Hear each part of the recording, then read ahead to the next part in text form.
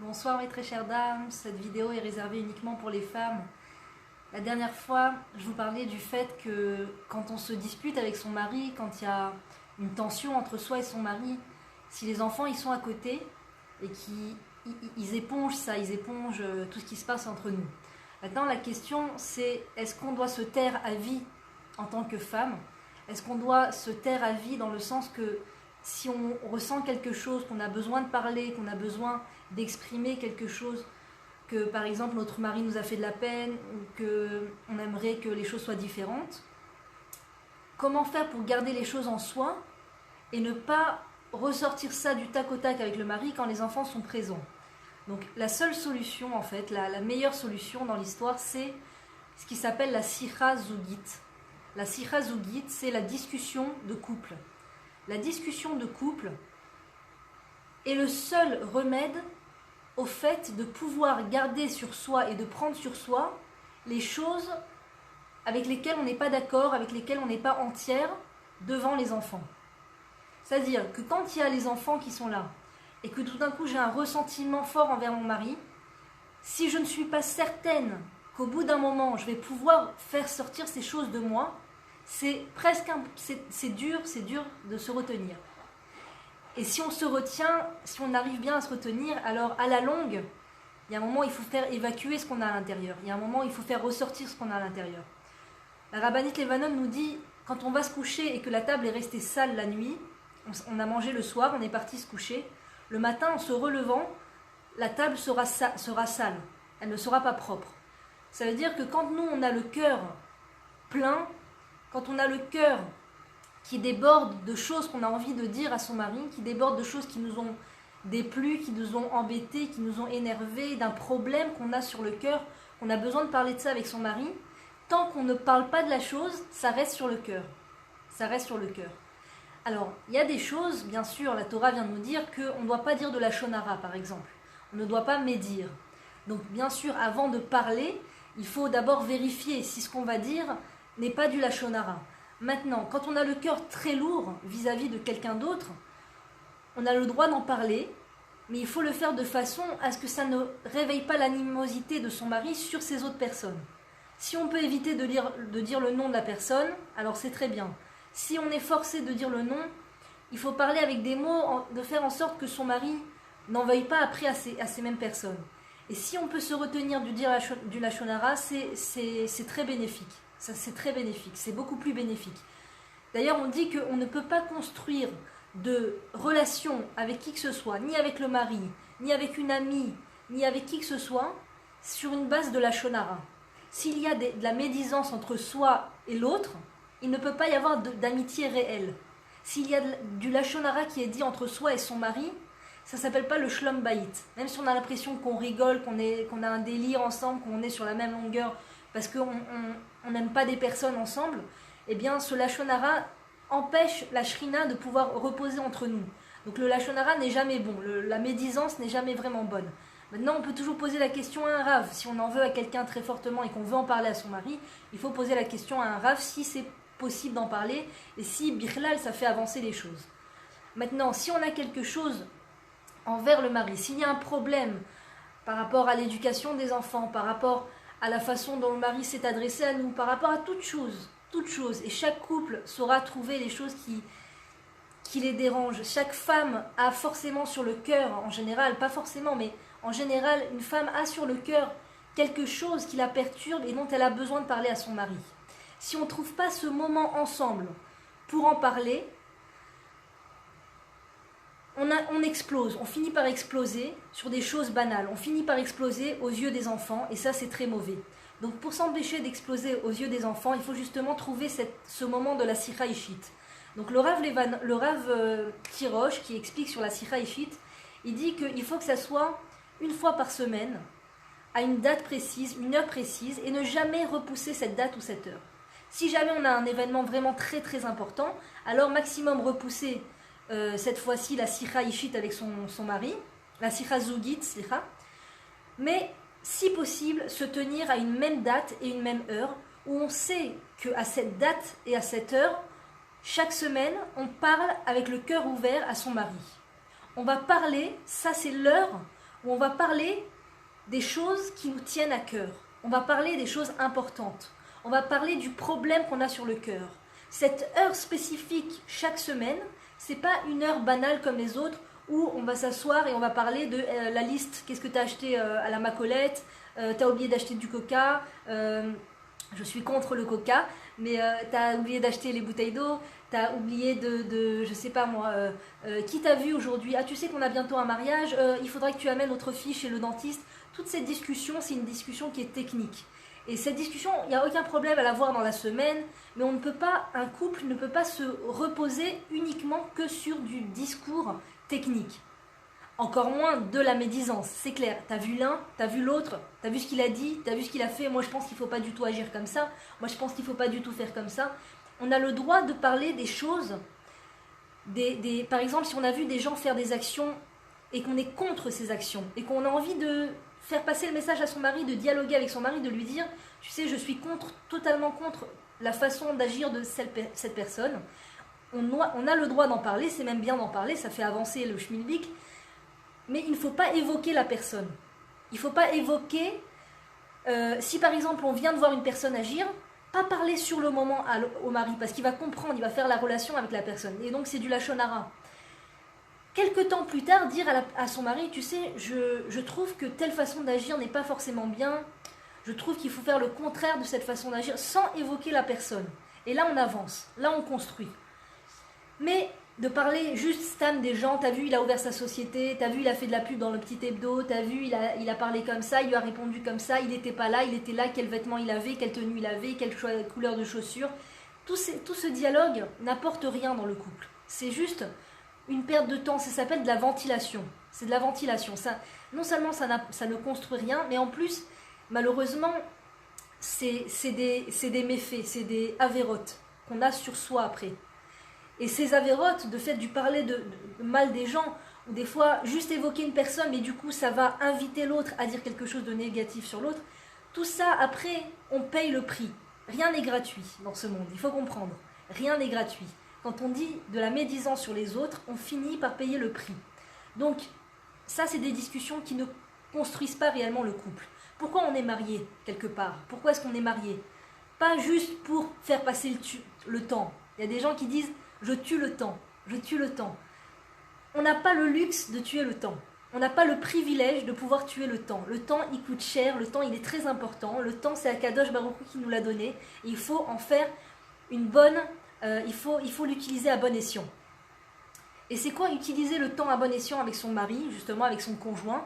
C'est de parler droit au but, de parler de ce qui nous tient à cœur, pas tout le temps, pas 24 heures sur 24, pas du matin au soir, le pauvre, l'accablé du matin dès qu'il se lève jusqu'au soir de problèmes et de choses négatives. Non, mais au moins 1 heure par semaine, on sait qu'on parle d'un problème spécifique. Et on se met d'accord avec le mari, on se met d'accord.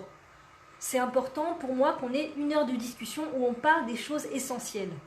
Et justement, comme nous dit le Rav Tirosh, pendant cette heure, tu parles exactement de ce qui te tient à cœur. Exactement. Alors des fois on se dit, ouais mais enfin j'ai un moment de qualité avec mon mari, enfin c'est calme entre nous, enfin on s'entend bien, enfin on rigole. C'est bien, c'est super, mais il y a un moment où il faut parler des choses qui nous tiennent à cœur, des choses sérieuses. Parce que sinon, on se retrouve dans la dynamique où le mari va tout le temps réaliser les mêmes erreurs, la femme va tout le temps réaliser les mêmes erreurs, et après des années et des années et des années, ça devient juste insupportable pour le mari et la femme. Et après, ça fait qu'il y a un trop-plein sur le cœur de la femme, il y a un trop-plein sur le cœur du mari. Et c'est comme ça qu'on arrive chez le thérapeute, complètement désabusé, complètement désorienté, avec un cœur lourd et de la rancœur. Pour ne pas rentrer dans cette dynamique de rancœur, justement, c'est très chrétien. Non, c'est pas chrétien, on paye, c'est vrai, je comprends ce que vous voulez dire. On paye ce qu'on fait, ça veut dire qu'il faut comprendre que les actes ne restent pas juste des actes. On ne peut pas parler sur les autres et médire sur les autres et penser que ça ne crée rien dans ce monde parce qu'on ne voit rien à l'œil nu. C'est ça que je veux dire. Quelqu'un a dit, c'est chrétien de dire on paye ce qu'on fait, on paye ses mauvaises actions dans ce monde. En réalité, ce que je veux dire, c'est que c'est pas que Dieu nous punit, c'est ça, voilà. Le fait de dire que c'est une punition, je médis de quelqu'un d'autre, donc Dieu me punit, ça c'est vrai que c'est chrétien. Dieu ne punit pas, mais il y a un découlement naturel de la faute. Il y a un découlement naturel de la faute. Si je médis, le découlement naturel est un certain prix. Un certain prix. Et ça n'est pas que je paye pour mes péchés et que je vais me faire fouetter par Dieu, c'est pas ça. C'est qu'il faut comprendre que chaque action dans ce monde ne reste pas juste une action. C'est pas les paroles qu'on dit, des fois on a l'impression que les paroles qu'on dit, c'est pas important. On a l'impression que les mots qu'on dit, on peut parler de ce qui nous passe par la tête, de la manière dont on veut, parler des gens, parce que de toute façon ils sont pas là, ils nous entendent pas, autant qu'on veut, de la façon qu'on veut, ça n'a pas vraiment d'interaction dans ce monde. Et il faut se rendre compte du contraire. Il faut réaliser le contraire, c'est que bien sûr que ça a de la même manière que quand on dit des mots positifs aux autres, on construit un monde.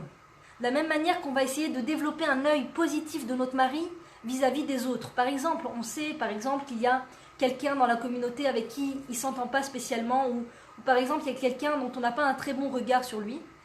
Si la femme est intelligente et qu'elle veut construire son foyer, elle va tenter de parler gentiment et doucement avec son mari en essayant de lui donner un regard positif sur ces mêmes personnes. Ça, c'est une femme intelligente. Malheureusement, une femme qui n'est pas intelligente et qui détruit son foyer, c'est justement la paracha, rien n'arrive pour rien, c'est la paracha de la femme intelligente qui construit son foyer et la femme idiote qui détruit son foyer, malheureusement. La femme idiote, malheureusement, c'est celle qui pense que les mots ne sont pas importants et qu'elle peut médire autant qu'elle veut avec son mari, elle peut discuter de tout et de rien, ça n'a pas d'influence. Eh bien, c'est faux. Il faut comprendre que ça a une influence très importante. Toutes les disputes de famille, les disputes de communauté, les disputes avec les gens, quand il y a de la haine envers les gens, il y a toujours à la racine de la médisance, ce qui est complètement interdit par la Torah. Lo teler rechil be'amecha. Il faut faire très attention, c'est pas une chose à prendre à la légère. C'est une chose qui a un poids très important. Il faut comprendre que c'est le Chafetz Chaim, il y a plus de 100 ans, qui a pris sur lui de développer l'importance et de développer les nuances de l'interdiction de médire. Il a écrit un livre sur ça, il a écrit plusieurs livres sur ça, le fait de faire attention à ce qu'on dit, le Shmirat HaLashon. C'était à peu près il y a 100 ans, et aujourd'hui, il y a beaucoup, on parle beaucoup de cette chose-là. On parle beaucoup du fait de faire attention à ce qu'on dit. Pourquoi ? Parce que le retour du peuple juif sur cette terre est directement lié avec le fait de faire attention à ce qu'on dit. Qu'est-ce qui a fait que le peuple juif est resté 40 ans dans le désert ? C'est le fait que les explorateurs ont dit de la médisance sur la terre d'Israël. Ce qui est tout aussi interdit que dire de la médisance sur d'autres personnes. Dire de la médisance sur la terre d'Israël, c'est tout aussi grave, et c'est ce qui a fait que le peuple juif a dû rester 40 ans dans le désert malheureusement, et qu'ils ont tourné en rond avant d'arriver en Eretz Israël. Donc on comprend de cela que les mots qu'on va dire sur les autres, il faut faire très très attention à ce qu'on dit sur les autres. Et en général, quand on est avec le mari, il y a une ambiance comme ça d'intimité, de tranquillité, on a l'impression qu'il n'y a personne qui nous entend, et ça peut nous pousser justement à parler comme ça sans réfléchir et à dire tout ce qu'on pense sans réfléchir. Hachem, il a fait la différence, Avdallah, les Avdil ben Am Israël, la Amim. Hachem, il a fait une différence claire entre le peuple juif et les autres peuples. Si quand tu rentres dans une discussion entre un homme et une femme partout dans le monde, eh bien tu vas entendre de la médisance, dans le peuple juif, ça ne doit pas arriver. Dans le peuple juif, on est un peuple unique, où le couple va se travailler, va faire un travail énorme sur soi, un travail énorme sur ses midotes, pour que même quand il a le cœur lourd, et même quand il en veut à quelqu'un, ou même quand il a un regard négatif sur l'autre, il ne va pas se laisser aller à un flux de médisance avec son mari, sous prétexte que personne ne nous regarde ou personne ne nous entend. Mais il faut comprendre que Aïn Ro'a, Ozen Shoma'at. Il y a toujours un œil qui nous voit et une oreille qui nous entend, et c'est Akadosh Baruch Hu. C'est notre Créateur. Notre Créateur, il est là. Notre Créateur, il est là. Des fois, les gens, ils rentrent dans une parano, ils ont peur d'être sur écoute. Ça arrive, des fois, les gens, ils ont cru qu'ils ont été enregistrés, ou ils se sont rendus compte qu'on les a enregistrés. Ils peuvent rentrer dans une peur panique du fait d'avoir dit du mal sur quelqu'un d'autre. Parce que autrui, un humain, un être humain dans ce monde, va réaliser que j'ai dit du mal sur quelqu'un d'autre et c'est honteux, c'est vraiment honteux. Ou pire encore, la personne sur qui j'ai parlé peut-être m'a entendu et c'est terrible, c'est vraiment honteux. Alors dites-vous que quand Dieu nous entend dire, nous entend, nous voit et nous entend utiliser ce magnifique, cet outil magnifique qui s'appelle la bouche, qui s'appelle la langue, qui s'appelle la parole. Il nous a donné la parole pour dire des choses, on peut arriver à des niveaux extrêmement élevés et extrêmement importants dans ce monde par sa parole. Le fait de parler, on peut donner la vie aux gens, on peut renforcer les gens, on peut faire du bien dans ce monde avec sa bouche, sans faire des choses très grandioses. Uniquement avec sa parole, on peut redonner la vie à quelqu'un. On peut lui rendre la chaleur dans le cœur, on peut lui mettre du baume au cœur, on peut dire merci à quelqu'un et le faire revivre. Et avec ce même outil, Chas v'Shalom, on peut tuer les gens. Ça veut dire quoi, tuer les gens? Le fait de dire du Lachon Hara sur quelqu'un qui n'est pas là, on le tue. On le tue socialement. Socialement, il meurt. La personne qui est en face de moi et qui m'entend parler mal de cette personne va obligatoirement développer une animosité envers l'autre. Et comme on est tous liés, parce qu'on est un même peuple, c'est dur à comprendre, on a du mal à se le dire, parce qu'on vient de l'exil. On vient de l'exil, où l'exil, tu as vraiment le sentiment que les gens, on est tous des étrangers les uns aux autres, les uns vis-à-vis des autres. Il n'y a pas cette unité envers le peuple.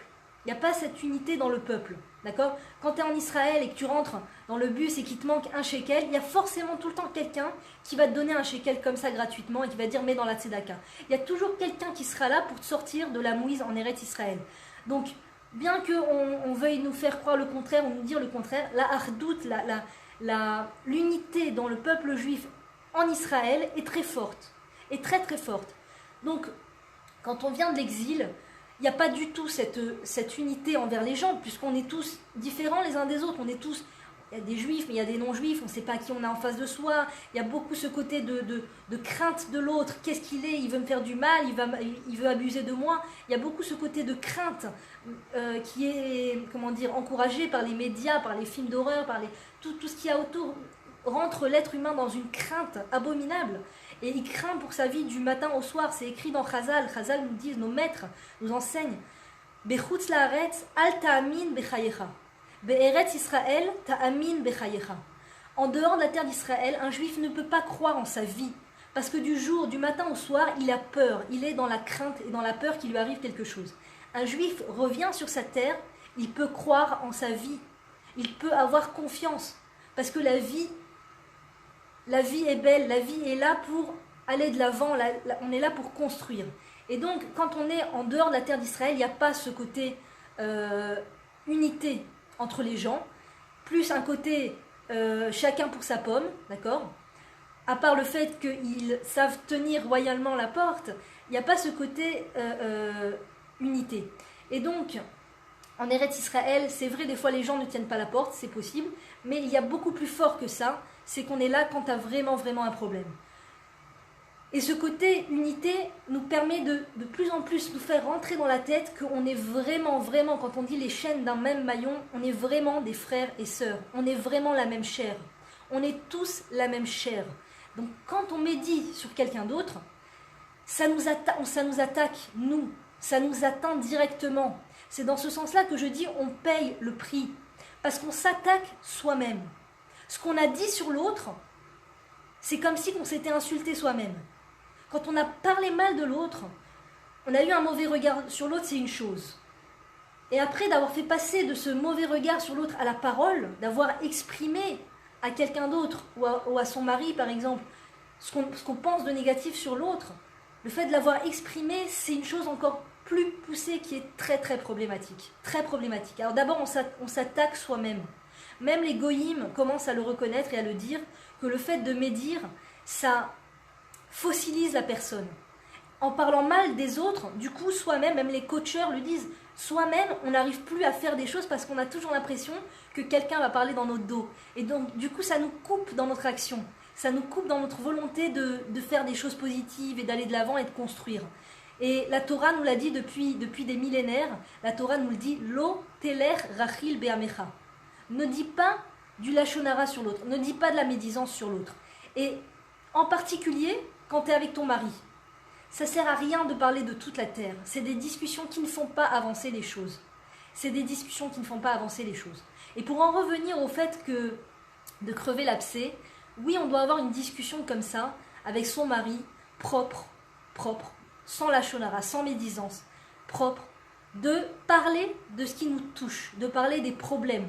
Et si par exemple il y a un gros problème, vraiment on sent qu'il y a un gros dossier avec notre mari, on sent qu'on lui en veut, eh bien il est fort recommandé de partir 2 à 3 jours si possible avec son mari dans un endroit où on sera seul avec lui, ou dans un hôtel, seul, sans les amis, sans les couples, de partir seul. Et pendant ces 3 jours, le Rav Tirosh nous dit, le premier jour, tu manges, le deuxième jour, tu dors, et le troisième jour, tu parles du problème. Alors là, on a envie de dire au Rav, mais Rav, pourquoi casser l'ambiance ? On est parti 3 jours avec son mari pour qu'il y ait une bonne ambiance. Enfin, on arrive à se détendre un peu, à parler. Pourquoi est-ce qu'on va parler du problème et casser l'ambiance ? Parce que ce problème nous colle à la peau. Quand il y a un problème avec son mari, quand il y a quelque chose qui nous touche fortement, qui nous dérange, qu'on a un cœur lourd sur quelque chose, si on n'en parle pas au bout d'un moment avec le mari, ça reste sur le cœur. Et après, du coup, ça ressort à plein de niveaux. Et les enfants, ils le ressentent. Et comme je vous l'ai dit dans une précédente vidéo, les enfants, ils épongent ces choses-là et c'est négatif. Donc pour se permettre à soi d'être patiente et de ne pas craquer devant les enfants en rentrant du rentre-dedans avec son mari, qu'est-ce qu'il faut faire ? Il faut savoir et mettre au point avec son mari un rendez-vous hebdomadaire. Comment c'est hebdomadaire ? C'est par semaine, en tout cas une fois par semaine, je ne sais pas si on dit hebdomadaire, une fois par semaine, qui revient à chaque fois, à la même date, à la même heure si possible, où on parle des problèmes. Cette discussion s'appelle Sicha Zugit, c'est-à-dire la discussion de couple, et logiquement elle doit durer 1 heure, à peu près 1 heure. Entre 20 minutes à 1 heure, 1 heure c'est l'idéal. Bien sûr, les règles de la communication avec le mari, c'est quoi ? C'est pas parce qu'on doit parler d'un problème qu'on a envers son mari ou envers autre chose, mais qu'on va en parler à son mari, qu'on doit le casser ou lui parler avec un manque de respect, chas v'shalom. Quand on s'adresse avec son mari, il y a des règles. La première règle, c'est qu'il ne faut pas lui manquer de respect. Parce que si on lui manque de respect, ça le fait tout petit, ça le rapetissit, et ça lui enlève toutes les forces et tous les outils de vouloir réparer les choses.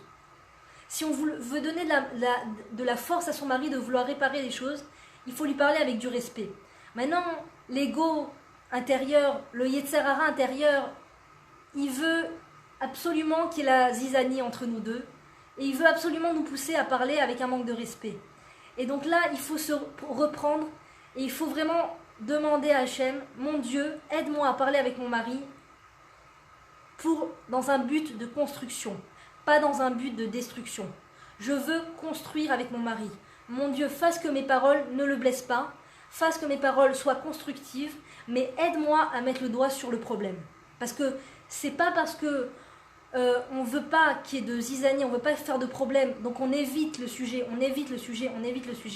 ça n'apporte pas, malheureusement, la consolidation dans le couple. Ça n'apporte pas le fait de résoudre les problèmes. Malheureusement, ça rajoute à la montagne de problèmes, et après c'est les archives, c'est les dossiers, c'est les vieux dossiers, et il y a anguille sous roche, et quand on va voir le thérapeute, on est plein d'amertume. Entre parenthèses, c'est super d'aller voir un thérapeute, c'est super d'aller voir un rav ou une rabbinite qui a la crainte du ciel pour aller régler les problèmes. Je vais moi-même voir une rabbinite avec mon mari. Au début, on avait du mal à y aller, et le fait d'y aller, je peux témoigner que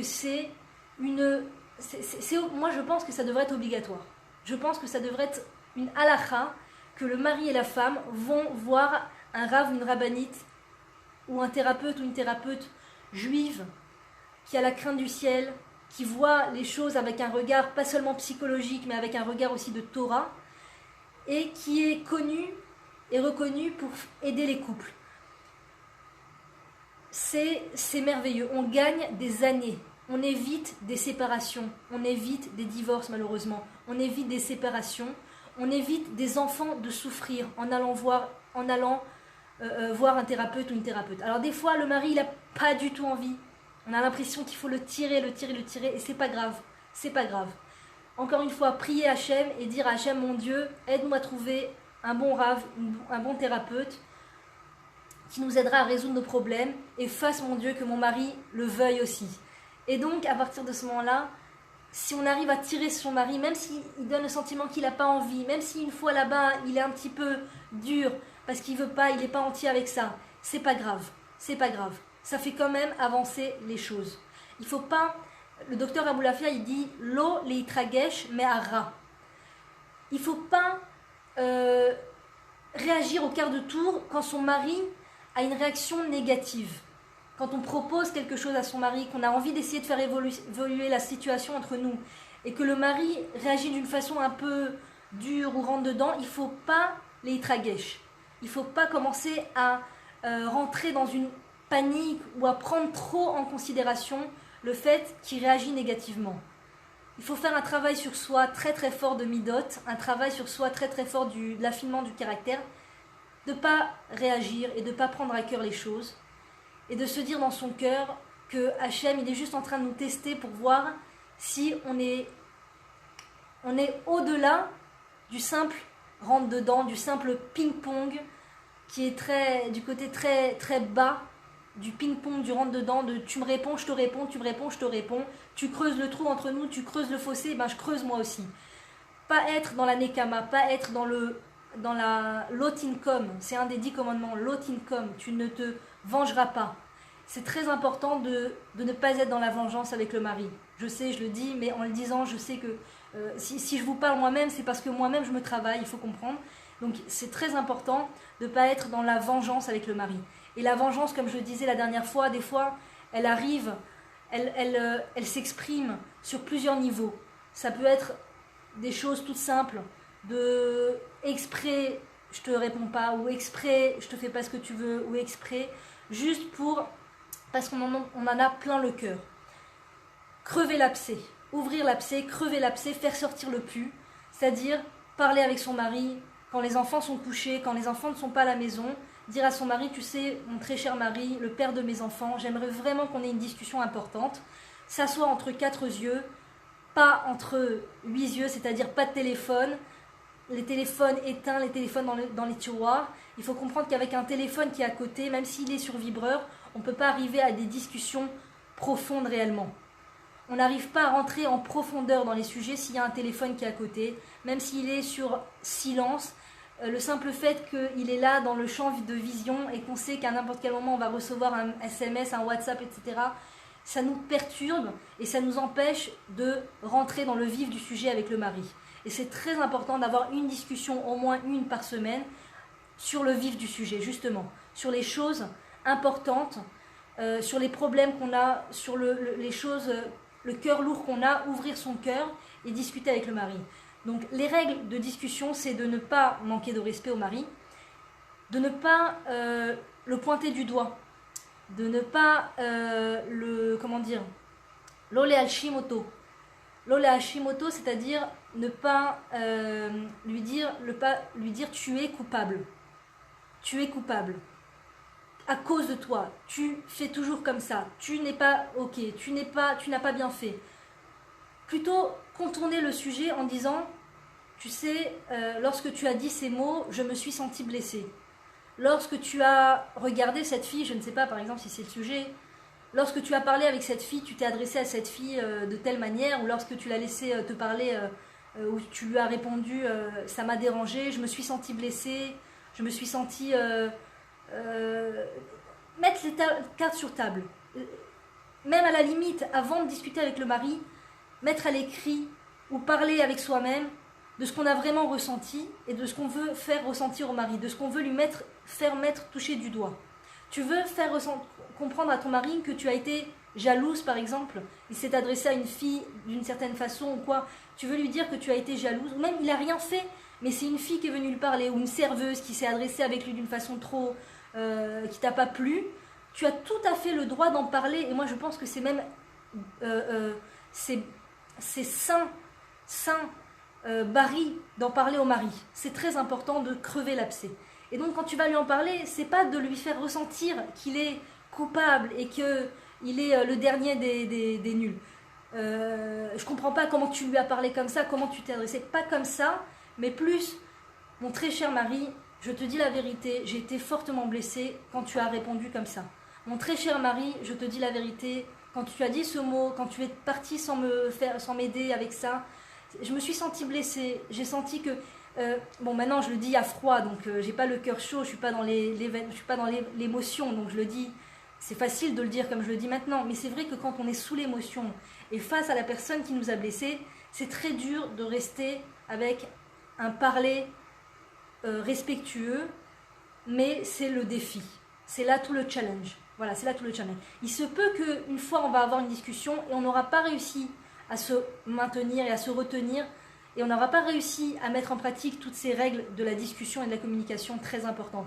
Il se peut que la première fois, nos mots ont débordé, nos pensées comment dire, on a dit des choses un peu trop fortes et pas sympathiques. C'est possible. C'est pas grave, c'est pas la fin du monde.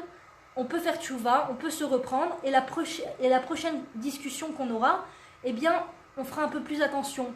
On priera un peu plus, et en disant encore une fois à Dieu, mon Dieu, aide-moi à ne pas casser mon mari. Je veux saracol, avoir une discussion de construction avec lui.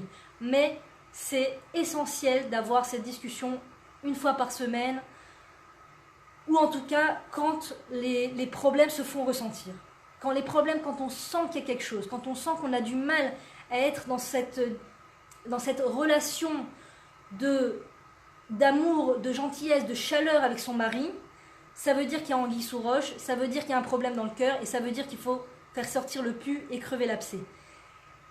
Et plus on repousse les choses, malheureusement, et plus les dossiers s'alourdissent, et plus les enfants ressentent que l'atmosphère n'est pas forcément propre et n'est pas forcément aimante envers papa et maman, et plus ils en souffrent malheureusement, et plus le couple se met en danger. Se met en danger de séparation, se met en danger d'un mal-être. Encore une fois, je vous encourage vraiment très très fort à aller voir un thérapeute. On a l'impression que quand on va voir un rave ou un thérapeute, on est faible. Il y a quelque chose qui ne va pas chez nous. On n'a pas réussi à construire son couple, on est obligé d'aller voir une tierce personne. On n'est pas très doué dans la communication avec le mari. Alors qu'en vérité, c'est tout le contraire.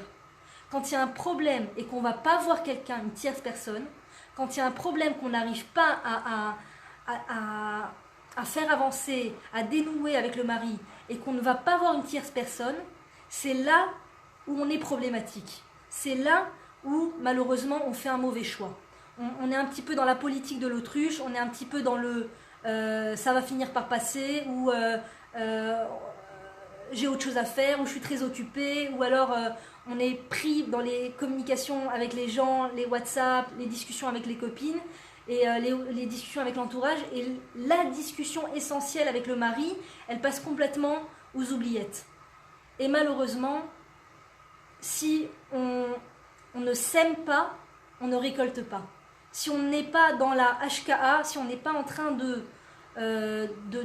d'insuffler à notre couple un souffle, qu'on n'est pas en train de se donner pour son couple, malheureusement, on aura du mal à récolter des fruits. Et les orties, ça pousse tout seul, comme on dit, les orties, ça pousse tout seul. Et voilà, c'est ça tout le but. Mais j'aimerais aussi vous dire, et vous inviter à regarder aussi les choses sous cet angle-là, que quand on est en train de régler ses problèmes avec son mari, on ne règle pas juste ses problèmes avec soi et son mari. On est en train d'évoluer et de grandir et de monter son échelle personnelle du développement de la communication avec autrui. Et il ne faut pas se laisser croire et se fourvoyer en croyant qu'on peut développer notre niveau de communication en allant, je ne sais pas moi, prendre un cours sur la communication, en allant, je ne sais pas moi, aller dans un groupe de communication, ou en rencontrant des gens à l'extérieur et en se jetant à l'eau et en parlant avec eux, en sortant de sa zone de confort et en parlant avec tout un chacun, des gens qu'on ne connaît même pas, des étrangers, ou en parlant sur internet avec des étrangers. C'est pas comme ça qu'on développe ses capacités de communication. Parce que si on n'a pas réglé le problème à la racine, si on n'a pas réglé le problème avec son mari,